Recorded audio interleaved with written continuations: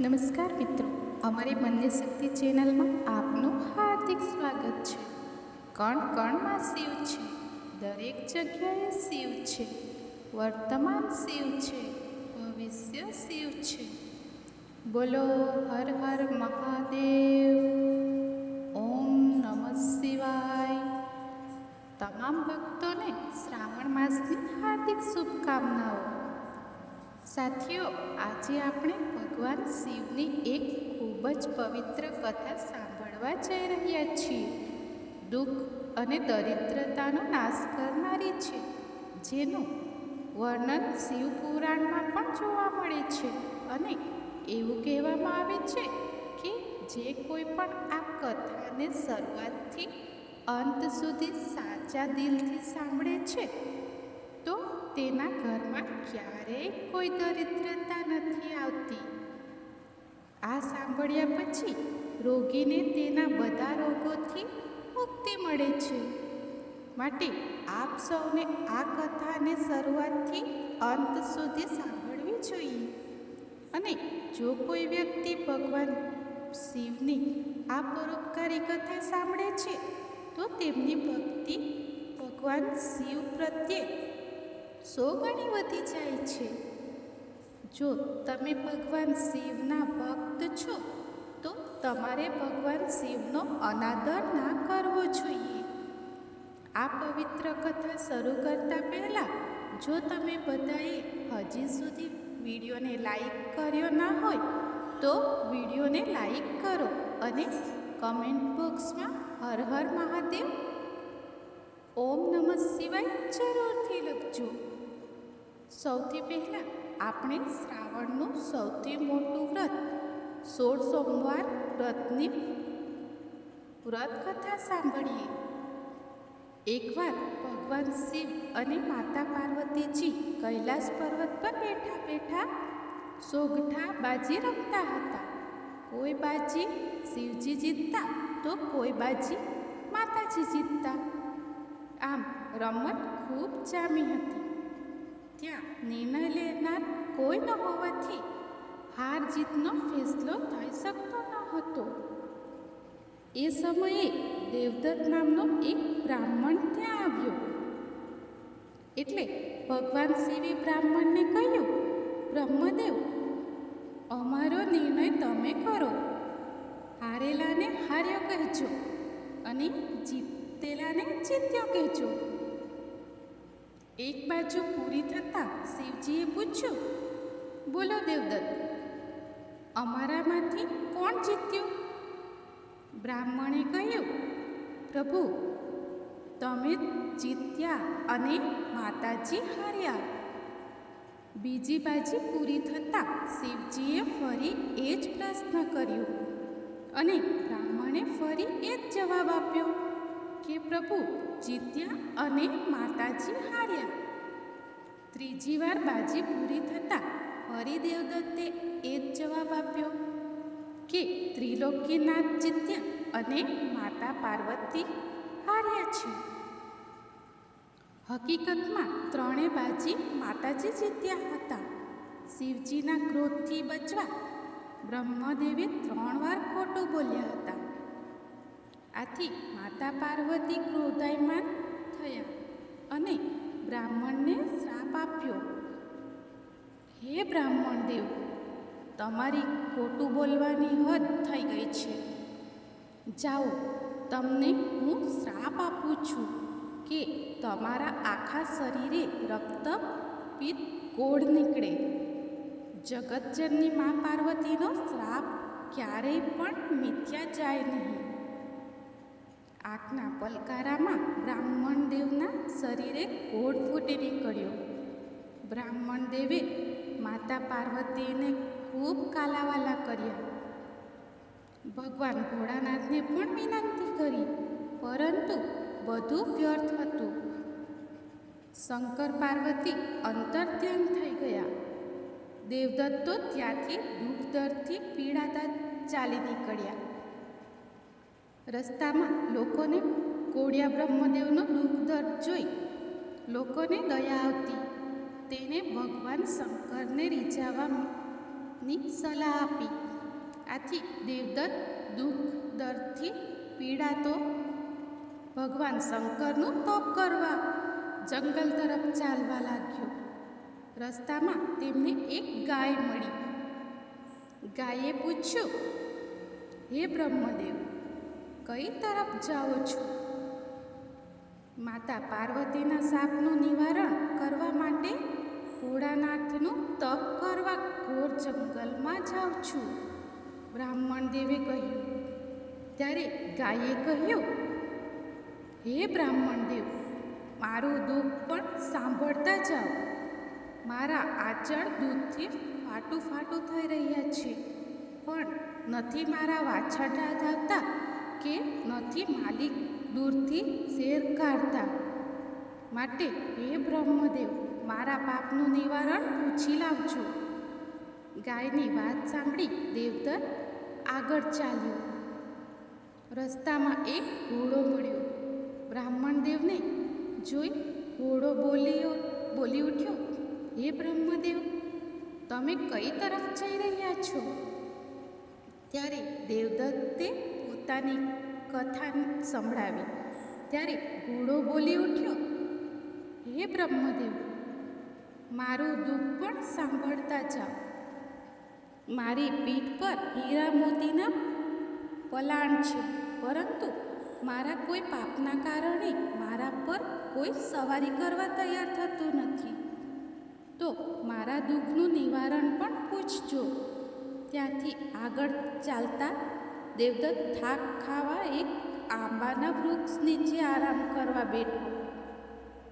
અચાનક આંબાને પણ વાચા ફૂટી અને આંબો બોલ્યો, હે બ્રહ્મદેવ, મારું દુઃખ સાંભળતા જાઓ. મારા પર સરસ કેરી આવે છે, પણ કોઈ ખાઈ નથી શકતું. ખાય છે તો તુરંત મોતને ભેટે છે. માટે હે બ્રહ્મદેવ, મારા પાપનું પણ નિવારણ પૂછી લાવજો. આરામ કરી દેવદત્ત આગળ ચાલ્યો. તેણે આગળ ચાલતા એક સુંદર તળાવ જોયું. તળાવનું જળ શીતળ અને સ્વચ્છ હતું. આથી તે પાણી પીવા તળાવમાં ઉતર્યા. એક મગર કાંઠે આવીને બોલ્યો, હે બ્રહ્મદેવ, કઈ તરફ જાઓ છો? ત્યારે દેવદત્તે પોતાની કથા સંભળાવી. ત્યારે મગર બોલી ઉઠ્યો, હે બ્રહ્મદેવ, મારા દુઃખની વાત પણ સાંભળતા જાઓ. બ્રહ્મદેવ, હું આ શીતળ જળમાં રહું છું, પણ મારા આખા શરીરમાં બળતરા થાય છે. હું સહન કરી શકતો નથી. તો મારા આ પાપનું નિવારણ પૂછી લાવજો. સારું, આટલું કહી દેવદત્ત એક ઘનઘોર જંગલમાં પ્રવેશ્યા. એ જંગલમાં એક અવાવરું શિવજીના મંદિરમાં એક પગે એકાગ્રતાથી શિવજીનો તપ કરવા લાગ્યા. દેવદત્ત જળ ફળ કશું લેતા નથી.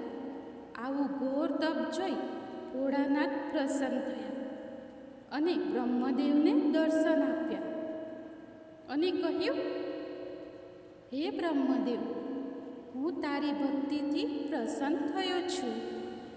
તારે જોઈએ તે માંગે તે આપું. દેવદત્તે કહ્યું, હે ભગવાન, મને માતા પાર્વતીના શાપથી મુક્ત કરો. મારો કોળ મટાડો. ભોળાનાથ બોલ્યા, જો તું શ્રદ્ધાપૂર્વક 16 સોમવારનું વ્રત કરે તો તારો કોળ દૂર થશે અને માતાજીના શાપમાંથી મુક્ત થઈશ.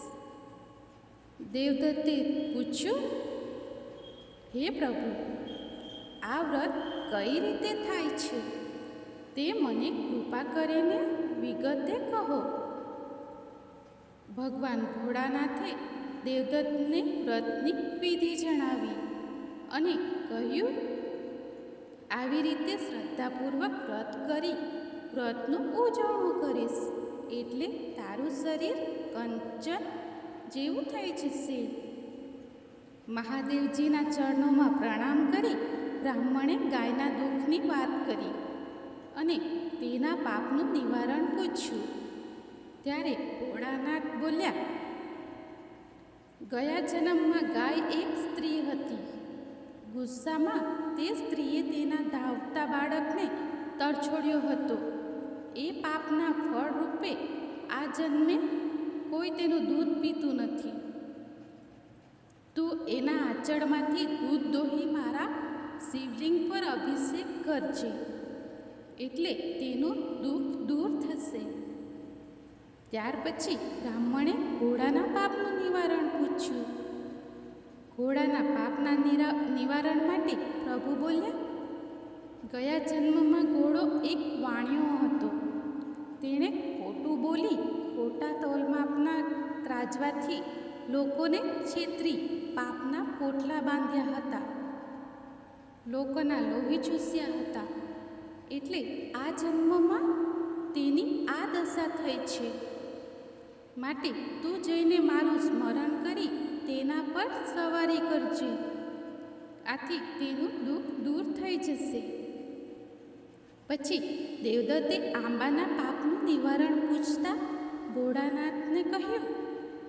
તેના ઉત્તરમાં ભોળાનાથે કહ્યું, ગયા જન્મમાં આંબો એક કંજૂસ, લુચ્ચો અને લોભ્યો માણસ હતો. તેણે સાચું ખોટું કરી પુષ્કળ ધન ભેગું કર્યું હતું, પરંતુ દાન પુણ્યના નામે કાણી કોળી પણ વાપરી ન હતી. તું જઈને આંબાના થડ નીચે ખોદજે, નીચેથી ધનના ચરુ નીકળશે. તેમાંથી પુણ્ય કાર્ય કરજે.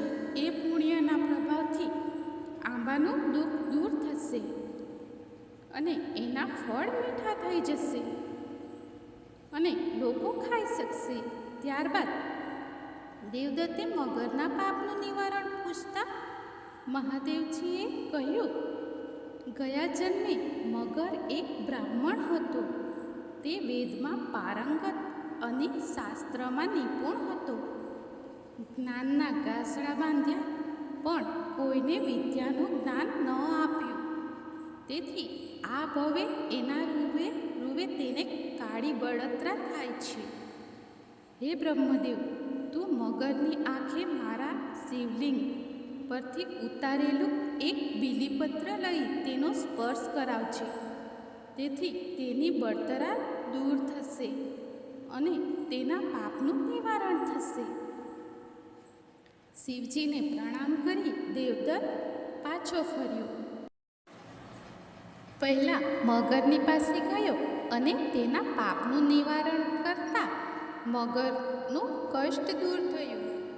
મગરે બ્રાહ્મણ દેવને જ્ઞાન આપ્યું, જેથી મગરનો મોક્ષ થયો. આંબા પાસે ગયા અને તેના થડમાંથી ચરુ ખોદી કાઢી તે ધન સત્કાર્યોમાં વાપર્યું. તેથી આંબાના ફળ મીઠા અમૃત જેવા થઈ ગયા અને આંબો તેના પાપમાંથી મુક્ત થયો. પછી દેવદત્ત ઘોડાની પાસે ગયા અને તેના પર ભોળાનાથનું સ્મરણ કરી સવારી કરી અને ઘોડાને તેના પાપમાંથી મુક્ત કરાવ્યો. આગળ ચાલી બ્રહ્મદેવે ગાયનું કષ્ટ નિવારણ કરવા શિવલિંગ પર મહાદેવે કહ્યા મુજબ તે ગાયનું દૂધ દોહીને તેનો અભિષેક કર્યો અને ગાયને તેના પાપમાંથી મુક્ત કરી દીધા. દેવદત્તે ઘરે પહોંચ્યા પછી શ્રાવણ માસના 16 સોમવારનું વ્રત કર્યું અને તેણે શ્રદ્ધા અને ભક્તિપૂર્વક વ્રતનું ઉજવણું કર્યું. વ્રતના પ્રભાવથી અને ભોળાનાથની દયાથી બ્રાહ્મણની કાયા કંચનવર્ણી થઈ ગઈ અને મુખ તેજમય થઈ ગયું. નગરના રાજાની કુંવારીઓ સ્વયંવર યોજાયો હતો. દેવદત્ત તે સ્વયંવર જોવા ગયા અને ચૂપચાપ એક બાજુ ઊભા રહ્યા. થોડી વારમાં સોળ શણગાર સજીને કુંવારી દાસીઓ સાથે પ્રવેશી. એની આગળ એક હાથણી સૂંઢમાં કળશ લઈ ચાલતી હતી. હાથણીએ એક બાજુ ઊભેલા દેવદત્ત પર કળશ ઢોળી દીધો. આ જોઈને બધાને ઘણું આશ્ચર્ય થયું અને ત્યાં બેઠેલા રાજકુમારો બૂમો પાડવા લાગ્યા કે હાથણીએ ભૂલ કરી છે. ત્યાં જ આકાશવાણી થઈ કે રાજકુંવરી માટે એ જ યોગ્ય વર છે. રાજાએ રાજકુંવરીને ધામધૂમથી દેવદત્ત સાથે પરણાવી દીધી અને યોગ્ય પહેરામણી આપી. આ શંકર પાર્વતીની કૃપાનું ફળ હતું. રાજાને કોઈ પુત્ર ન હતો, તેથી તે રાજ્યનો રાજા દેવદત્ત બન્યો. શ્રાવણ માસ આવ્યો. દેવદત્ત તે નિયમ મુજબ શ્રદ્ધા અને ભક્તિપૂર્વક 16 સોમવારનું વ્રત કર્યું. એ વ્રત પૂરું થયે ઉજવણા માટે તૈયારી કરવા રાણીને કહ્યું અને ઉજવણા માટેની બધી માહિતી આપી. રાણીને વિચાર આવ્યો કે મારા પતિ રાજા થઈને એકલા લાડવા ખાશે અને ખાશે તો પણ તેને શોભે નહીં. તેથી રાણીએ 32 પકવાન અને ભાતના શાક બનાવ્યા. રાજાએ એ ભોળાનાથનું શ્રદ્ધાપૂર્વક પૂજન વિધિ કરીને પ્રસાદી માંગી. રાણીએ લાડવાની સાથે અન્ય વાનગીઓ પણ પીરસી. આ જોઈને રાજાના ક્રોધની કોઈ સીમા ના રહી. રાજાએ ભોળાનાથની મનોમન ક્ષમા માંગી અને ચોથા ભાગના લાડવાનો પ્રસાદ લઈ વ્રતનું ઉજવણું કર્યું. પરંતુ મહાદેવજી રાણી પર કોપાયમાન થયા અને રાત્રે સપનામાં દેવદત્તને કહ્યું, હે રાજા, તારી રાણીએ અભિમાનને વશ થઈ તારા વ્રતના ઉજવણાને તોડવાનો પ્રયાસ કર્યો છે. તેથી મારી દોષિત છે તેને દેશ નિકાલની સજા આપ. શિવજીની આજ્ઞાથી રાજાએ રાણીને દેશ નિકાલની સજા આપી. રાણી વિલાપ કરવા લાગી. રાજાના પગે પડી માફી માંગવા લાગી. પરંતુ દેવદત્ત અડગ જ રહ્યા. છેવટે રાણી રડતી કકડતી મહેલમાંથી નીકળી અને રઝળતી આખડતી રાણી એક ગામમાં પહોંચી. એક ડોશીમાં ત્યાં રેટીઓ કાઢતી રહ્યા હતા. રાણીએ તેમની પાસે પીવાનું પાણી માંગ્યું. ડોશીમાં દયાળુ હતા. તેમણે પાણી આપ્યું અને રહેવા માટે જગ્યા પણ આપી. રાણી ડોશીના ઘરમાં રહેવા લાગી. પરંતુ તેના આવવાથી જ ડોશીનો રેટીઓ તૂટી ગયો. રેટીઓ સાંધ્યો તો તાર તૂટી જવા લાગ્યા. આથી ડોશી તેને અપશુકન્યાળ માનીને કાઢી મૂકી. ભાગીને ડોશીમાની રડતી રડતી રાણી એક ગાચડના ઘરે ગઈ. ગાચડે તેને મફતના ભાવમાં દાસી તરીકે રાખી લીધી. પરંતુ ત્યાં પણ એવું થયું. રાણીના આવવાથી ગાચી માંદો પડ્યો. તેના બળદનો પગ ભાંગી ગયો. ઘાણીમાંથી તેલ ઓછું નીકળવા લાગ્યું. આથી ગાચણે પણ રાણીને અભાગણ કહી કાઢી મૂકી. આગળ ચાલતા રાણીએ માલણને ત્યાં આશરો લીધો. પરંતુ સંજોગોવશાત ત્યાં પણ બગીચાના ફૂલો કરમાઈ ગયા અને છોડવાઓ બળી ગયા. માલણે રાણીને અભાગી માનીને કાઢી મૂકી. રઝળતી આખડતી રાણી ગામના પાદરે આવેલા કૂવે પહોંચી. તરસ તો લાગી હતી. પાણી સિંચતી પનિહારીને પાણી પીવડાવવા માટે કહ્યું. પનિહારીને દયા આવી. જ્યાં એ પાણી પાવા જાય છે ત્યાં એનો ઘડો ફૂટી ગયો તેણે પણ રાણીને કમ ભાગી કહી કાઢી મૂકી. રાણીને થયું, હવે મને ગામમાં કોઈ રાખશે નહીં. તેથી તે જંગલ તરફ ચાલવા લાગી. જંગલમાં એક ઋષિનો આશ્રમ હતો. રાણી તે ઋષિના આશ્રમે પહોંચી. ઋષિ ત્રિકાળ જ્ઞાની હતા. રાણીને જોતાં જ ઋષિ પરિસ્થિતિ જાણી ગયા. રાણીને પીવા પાણી આપ્યું, પછી જમાડી. રાણીને થોડી શાંતિ મળી.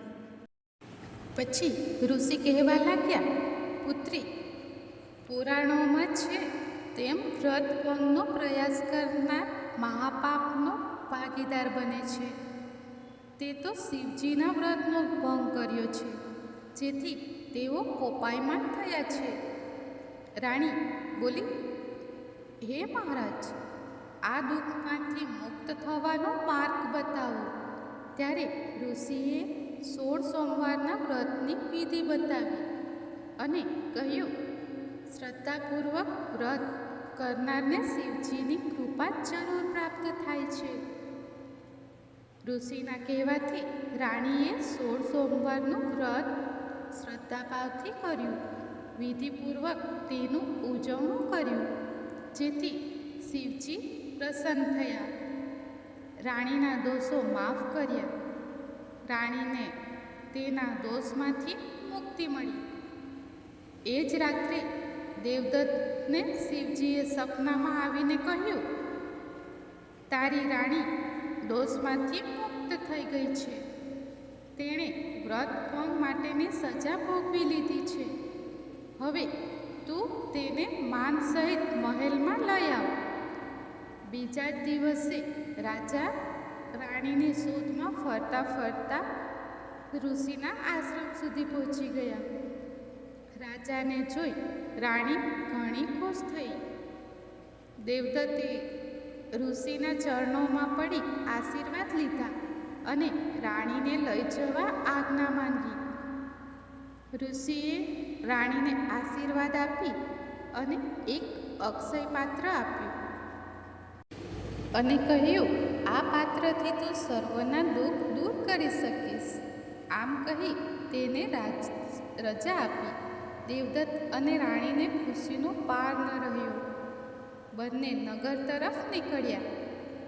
ગામના પાદરે પનિહારીના ફૂટેલા ગળા પર અક્ષય પાત્રમાંથી જળ છાંટ્યું તો ઘડો આખો બની ગયો. રાણી પાસેથી વ્રતની વિધિ જાણી પનિહારીઓએ 16 સોમવારના વ્રત કરવાનો સંકલ્પ કર્યો. રાણી માલણના બગીચામાં આવ્યા. રાણીના પગલાં પડતા જ બગીચો ફૂલ છોડથી મધ્યમી ઉઠ્યો. માલણને પણ મહાદેવજીના પ્રતાપની વાત કરી. રાજા રાણી આગળ વધ્યા. આગળ જતાં ગાજરનું ઘર આવ્યું. તેની ઘાણી પર રાજાએ જળ છાંટ્યું અને ધાણી ધમધમવા ચાલવા લાગી. રાણીએ શિવજીના વ્રતની વાત કરી. ગાજણે પણ વ્રત કરવાનો સંકલ્પ કર્યો. રાજા રાણી ચાલતા ચાલતા રેડિયો કાચથી ડોસી પાસે આવી પહોંચ્યા. ડોસીના ભાંગેલા તૂટેલા રેડિયા પર રાણીએ હાથ ફેરવ્યો અને ડોસીનો રેડિયો સરસ ચાલવા લાગ્યો અને ઝીણા તાર તેમાંથી નીકળવા લાગ્યા. ડોસીમાએ રાણીને આશીર્વાદ આપ્યા. રાણી જાણે છે એક દિવસ આ બધી જગ્યાએથી જાકારો મળ્યો હતો અને અપમાન થયું હતું. આજે ત્યાંથી આશીર્વાદ મળે છે, જે શિવજીનો જ પ્રતાપ અને કૃપા છે. રાજા રાણીએ મહેલમાં આવી વ્રતનું ઉજવણું કર્યું અને આખા નગરને જમાડવાનો સંકલ્પ કર્યો. નગરમાં ઢંઢેરો પીટાવી દીધો કે આવતીકાલે નગરજનોએ મહેલમાં ભોજન લેવા પધારવાનું છે. બીજા દિવસે સૌ જમવા આવી ગયા. વિશાળ મંડપમાં બધા લોકો પ્રેમથી જમવા લાગ્યા. સૌ નગરજનો જમી રહ્યા પછી રાજાએ રાણીને જમવા માટે કહ્યું. ત્યારે રાણીએ કહ્યું, મારે આજે વ્રત છે. હું વાર્તા સંભળાવ્યા પછી જમીશ. વાર્તા ભૂખ્યા માણસને જ સંભળાવાય છે. માટે રાજાને ચિંતા થઈ કે ભૂખ્યો માણસ લાવો ક્યાંથી. રાજાએ તેમના માણસોને ભૂખ્યા માણસને બોલાવી લાવવા કહ્યું. પ્રધાને નગરમાં તપાસ કરાવી તો ખબર પડી કે કુંભારના ઘરમાં સાસુમાં ભૂખ્યા છે. સાસુ વહુના ઝઘડામાં તેઓ જમવા આવ્યા ન હતા. તેઓ આંધળા અને કાને બહેરા હતા. ડોશીમાને માન સહિત પાલખીમાં બેસાડી મહેલમાં લઈ ગયા. રાણીએ ડોશીને સામે પાટલા પર બેસાડ્યા અને હાથમાં ચોખા આપીને કહ્યું, માં, હું તમને શંકર પાર્વતીની વાર્તા સંભળાવું છું, તો તમે ઓમ નમઃ શિવાય બોલતા રહીને હંકાર ભણજો. સારું. ડોશીમાં વાર્તા સાંભળવા તૈયાર થઈ ગયા. ડોશીમાં પૂરું વાક્ય સાંભળે ન સાંભળે અને વચ્ચે ઓમ નમઃ શિવાય બોલી ઉઠતા. આ પરમ કૃપાળુ પરમાત્માનું નામ લેતા ધીરે ધીરે ડોશીના કાનની બહેરાશ જતી રહી. આંખોનું તેજ વધી ગયું. ડોશીમાં ચોખ્ખું જોવા અને સ્પષ્ટ સાંભળવા લાગ્યા. અડધી વાર્તા સાંભળી હશે ને ડોશીમાં નવી શક્તિ આવી. ડોશીમાં એકદમ બોલી ઉઠ્યા, બેટા, જો તો ખરી આ શું થયું છે. હું સ્પષ્ટ સાંભળી શકું છું. મારામાં જાણે નવું ચેતન આવ્યું હોય તેવું લાગે છે. બેટા, આમ કેમ થયું? આ ચમત્કાર જોઈને રાણી તો ખુશ થઈ ગઈ અને કહ્યું, માં, આ પરમ કૃપાળુ શિવજીનો પ્રતાપ છે. આમ કહી ભોળાનાથને લાખ વાર પ્રણામ કર્યા. 16 સોમવારના વ્રતની વાર્તા સાંભળ્યાનું આ ફળ તમને મળ્યું છે. ડોશીમાં આ વાત સાંભળી ખુશ થઈ ગયા અને ડોશીમાએ પણ વ્રત કરવાનો સંકલ્પ કર્યો. રાણીએ ડોશીમાને વ્રતની વિધિ સમજાવી, જમાડીને વિદાય કર્યા. ડોશીમાને આવી સ્થિતિમાં ઘરે આવતા જોઈ દીકરો વહુ પણ ખુશ થયા. આ બધી કૃપા અને પ્રતાપ ભોળાનાથજીના છે. એ જાણી તેમણે પણ વ્રત કરવાનો નિર્ણય કર્યો. રાજા રાણીની શ્રદ્ધાપૂર્વકની ભક્તિ જોઈને ભગવાન શિવે તેમને એક સુંદર અને 32 લક્ષણનો પુત્ર આપ્યો. પુત્ર મોટો થતાં રાજા તેને ગાદી સોંપી વનમાં તપ કરવા ચાલી નીકળ્યા. કુંવરે પણ નદી કાંઠે શિવજીનું મંદિર બનાવ્યું અને ભક્તિ કરવા લાગ્યો. વનમાં રાજા રાણીને વર્ષો સુધી શિવજીની આરાધના કરતા અને તપના બળે વૈકુંઠ લોક પામ્યા. હે ભોળાનાથ, તમે જેવા દેવદત્તને, તેની રાણીને તથા આંધળી ડોશીને ફળ્યા, એવા વ્રત કરનાર અને ભક્તિપૂર્વક શ્રદ્ધાથી વાર્તા સાંભળનાર સૌને ફળજો. હર હર મહાદેવ. ઓમ નમઃ શિવાય. દર્શક મિત્રો, આવો હવે આપણે ભગવાન શિવની એક બીજી પૌરાણિક કથા સાંભળીએ, જેનું શ્રવણ કરવાથી જ ભોલેનાથની કૃપા પ્રાપ્ત થાય છે. અમરપુર નગરમાં એક ધનાઢ્ય વેપારી રહેતો હતો. અમરપુર નગરમાં તેનો વેપાર દૂર દૂર સુધી ફેલાયેલો હતો. નગરમાં એ વેપારીનું લોકો ખૂબ સન્માન કરતા હતા. આટલું બધું હોવા છતાં પણ તે વેપારી અંતર્મનથી ખૂબ દુઃખી હતો, કારણ કે તે વેપારીને કોઈ પુત્ર ન હતો. દિવસ રાત તેને એક જ ચિંતા સતાવતી હતી કે તેના મૃત્યુ પછી તેના આટલા મોટા વેપાર અને સંપત્તિનું ધ્યાન કોણ રાખશે. પુત્ર પ્રાપ્તિના ઈચ્છાથી તે વેપારી દરેક સોમવારે ભગવાન શિવનું વ્રત અને પૂજા કરતો હતો. સાંજના સમયે વેપારી શિવમ મંદિરમાં જઈને ભગવાન શિવની સામે ઘીનો દીવો પ્રગટાવતો હતો. વેપારીની આ ભક્તિ જોઈને એક દિવસ દેવી પાર્વતીએ ભગવાન શિવને કહ્યું, હે પ્રાણનાથ, આ વેપારી તમારો સાચો ભક્ત છે. ઘણા દિવસોથી તે નિયમિત રીતે સોમવારનું વ્રત અને પૂજા કરે છે. હે પ્રભુ, તમે આ વેપારીની મનોકામના અવશ્ય પૂર્ણ કરો.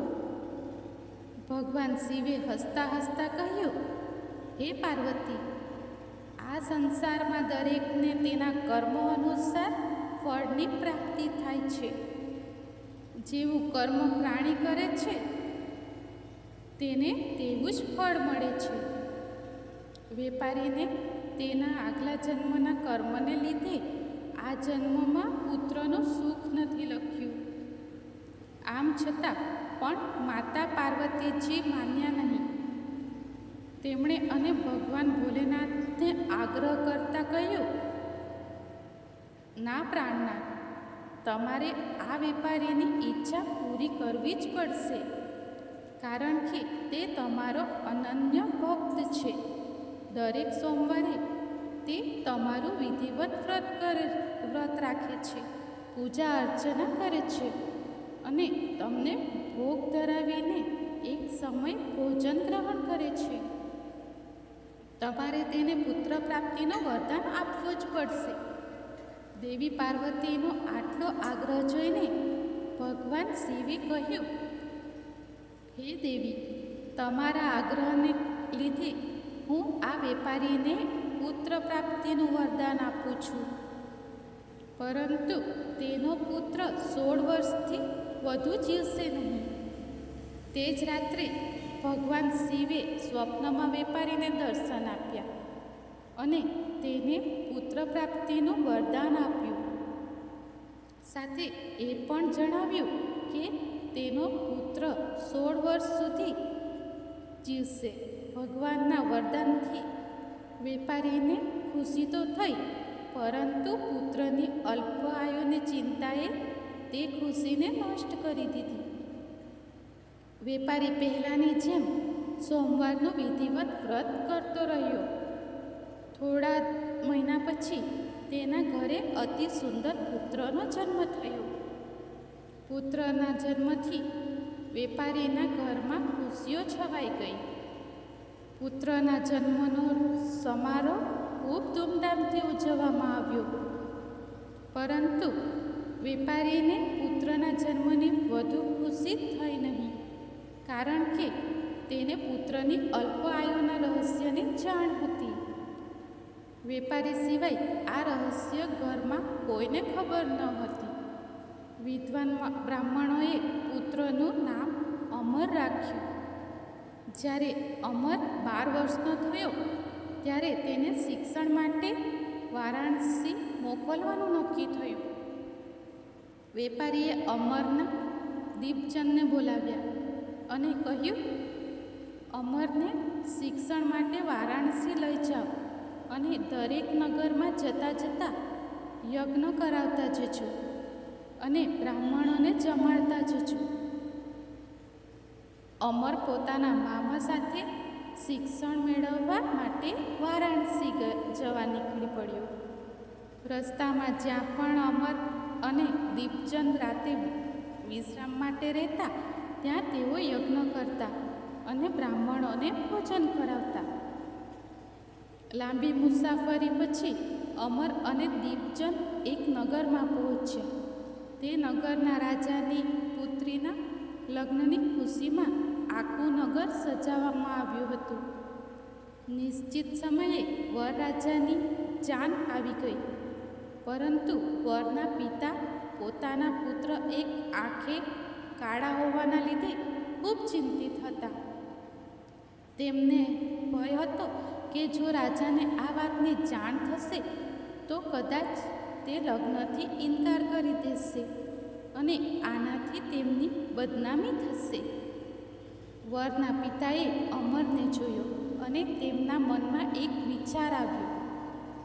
તેમણે વિચાર્યું, કેમ નહીં આ યુવકને વરરાજો બનાવીને રાજકુમારી સાથે લગ્ન કરાવું.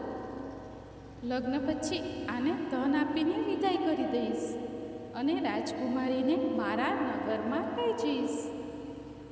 વરના પિતાએ આ વિશે અમર અને દીપચંદ સાથે વાત કરી. દીપચંદે ધનના લોભમાં વરના પિતાની વાતમાં સ્વીકારી લીધી. અમરને વરરાજાના વસ્ત્રો પહેરાવીને રાજકુમારી ચંદ્રિકા સાથે લગ્ન કરાવી દેવાયા. રાજાએ ઘણું ધન આપીને રાજકુમારીને વિદાય કરી, પરંતુ જ્યારે અમર પાછો ફરી રહ્યો હતો ત્યારે તે સત્ય છુપાવી શક્યો નહીં અને તેણે રાજકુમારીની ઓઢણી પર લખ્યું, રાજકુમારી ચંદ્રિકા, તમારું લગ્ન તો મારી સાથે થયું હતું, પરંતુ હું વારાણસીમાં શિક્ષણ મેળવવા જઈ રહ્યો છું. હવે તમારે જે યુવકની પત્ની બનવું પડશે તે એક આંખે કાણો છે. જ્યારે રાજકુમારીએ પોતાની ઓઢણી પર લખેલું જોયું અને વાંચ્યું ત્યારે તેણે કાળા યુવક સાથે જવાનો ઇનકાર કરી દીધો. જ્યારે રાજાને ખબર પડી કે તેની પુત્રીનું લગ્ન કાણા રાજકુમાર સાથે નથી થયું ત્યારે તેમણે રાજકુમારીને મહેલમાં રાખી લીધી. બીજી તરફ અમર પોતાના મામા દીપચંદ સાથે વારાણસી પહોંચી ગયો. અમરે ગુરુકુળમાં શિક્ષણ શરૂ કર્યું. જ્યારે અમરની ઉંમર 16 વર્ષની થઈ ત્યારે તેણે એક મહાન યજ્ઞનું આયોજન કર્યું. આ યજ્ઞમાં તેના હૃદયની શુદ્ધતા અને ભક્તિનો ઉત્સાહ સ્પષ્ટ દેખાતો હતો. યજ્ઞની સમાપ્તિ પછી અમરે બ્રાહ્મણોને ભોજન કરાવ્યું અને ખૂબ જ અન્ન, વસ્ત્રો અને દાન દક્ષિણા આપી. તેના ચહેરા પર એક અજાણ્યો સંતોષ હતો, જાણે તેને પોતાના જીવનની ક્ષણિકતાનો અણસાર હોય. તે રાત્રે યજ્ઞની થાકથી ભરેલો અમર પોતાના શયનકક્ષમાં સૂઈ ગયો. ભગવાન શિવના વરદાન અનુસાર ક્ષયના અવસ્થામાં જ અમરના પ્રાણ પંખેરું ઉડી ગયા. તેનું નિર્જીવ શરીર શાંત ચંદનની જેમ પથારી પર પડ્યું હતું. સૂર્યોદયની પહેલી કિરણ સાથે મામા દીપચંદે અમરને મૃત જોયું. તેનું હૃદય ભાંગી પડ્યું અને તે વિલાપ કરવા લાગ્યો. તેના આક્રંદની ગૂંજ આસપાસના લોકોના હૃદયને ચીરી ગઈ. આજુબાજુ જૂના લોકો એકઠા થઈ ગયા અને દુઃખ વ્યક્ત કરવા લાગ્યા. દીપચંદના આંસુઓ એક નદીની જેમ વહેતા હતા, જાણે તેની પીડા સમગ્ર વારાણસીને ડૂબાડી દે. આ રોગ અકળનો અવાજ નજીકથી પસાર થતાં ભગવાન શિવ અને માતા પાર્વતીએ સાંભળ્યું. પાર્વતીજીનું હૃદય દીપજના દુઃખથી ડોલી ગયું. તેમણે ભગવાન શિવને કહ્યું, હે પ્રભુ પ્રાણનાથ, આ રોગ અકળનો અવાજ મારાથી સહન થતો નથી. તમે આ વ્યક્તિનું દુઃખ અવશ્ય દૂર કરો. ભગવાન શિવે પાર્વતીજી સાથે અદૃશ્ય રૂપે નજીક જઈને અમરને જોયું અને કહ્યું, હે દેવી, આ તો તે જ વેપારીનો પુત્ર છે જેને મેં 16 વર્ષની આયુનું વરદાન આપ્યું હતું. આની આયુ પૂર્ણ થઈ ગઈ છે. પરંતુ પાર્વતીજીનું હૃદય દયાથી ભરાઈ ગયું. તેમણે ફરી ભગવાન શિવને વિનંતી કરી, હે પ્રાણનાથ, તમે આ યુવકને જીવિત કરો, નહીં તો તેના માતા પિતા પુત્રના મૃત્યુના દુઃખમાં રડી રડીને પોતાના પ્રાણોનો ત્યાગ કરી દેશે. આ યુવકનો પિતા તો તમારો પરમ ભક્ત છે. વર્ષોથી સોમવારનું વ્રત રાખીને તમને ભોગ ધરાવે છે. પાર્વતીજીનો આગ્રહ જોઈને ભગવાન શિવનું હૃદય પીગળી ગયું. તેમણે અમરને જીવનદાન આપ્યું. ભગવાન શિવના આશીર્વાદથી થોડી ક્ષણમાં અમર જીવિત થઈને ઊભો થઈ ગયો. જાણે કોઈ ઊંઘમાંથી જાગ્યો હોય. તેના ચહેરા પર એક દેવી ચમક હતી. આ જોઈને આસપાસના લોકો આશ્ચર્ય અને આનંદથી ભરાઈ ગયા. મામા દીપચંદની ખુશીનો કોઈ પાર ન રહ્યો. તે દિવસે તેમણે આસપાસના તમામ ગામોને જમાડ્યું. અમરે પોતાનું શિક્ષણ પૂર્ણ કર્યું અને પોતાના મામા દીપચંદ સાથે પોતાના નગર તરફ પાછા ફરવા નીકળ્યો. મુસાફરી દરમિયાન તેઓ તે જ નગરમાં પહોંચ્યા જ્યાં અમરના લગ્ન થયા હતા. અમરે ત્યાં પણ એક યજ્ઞનું આયોજન કર્યું અને જેની ધૂમ નગરભરમાં ફેલાઈ ગઈ. નગરના રાજા જે સમીપથી પસાર થઈ રહ્યા હતા તેમણે યજ્ઞનું આયોજન જોયું અને અમરને તરત જ ઓળખી લીધું. રાજાનું હૃદય આનંદથી ભરાઈ ગયું, કારણ કે તેમને પોતાની પુત્રીનો સાચો વર મળી ગયો હતો. યજ્ઞ પૂર્ણ થયા પછી રાજાએ અમર અને દીપચંદને મહેલમાં લઈ ગયા. તેમણે થોડા દિવસો સુધી અમર અને દીપચંદનું હૃદયપૂર્વક સ્વાગત કર્યું અને પછી ઘણું ધન, વસ્ત્રો અને રાજકુમારી ચંદ્રિકા સાથે તેમને વિદાય કર્યા. સુરક્ષા માટે રાજાએ ઘણા સૈનિકોને પણ સાથે મોકલ્યા.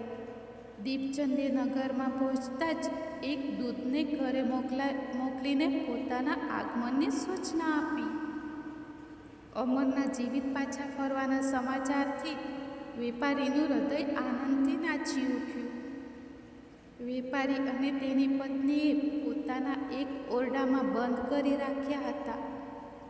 ભૂખ્યા તરસ્યા રહીને તેઓ પુત્રની રાહ જોઈ રહ્યા હતા અને તેમણે પ્રતિજ્ઞા લીધી હતી કે જો અમરના મૃત્યુનો સમાચાર તેમને મળશે તો તેઓ પોતાના પ્રાણનો ત્યાગ કરી દેશે. વેપારી પોતાની પત્ની અને મિત્રો સાથે નગરના દ્વાર પર પહોંચ્યા.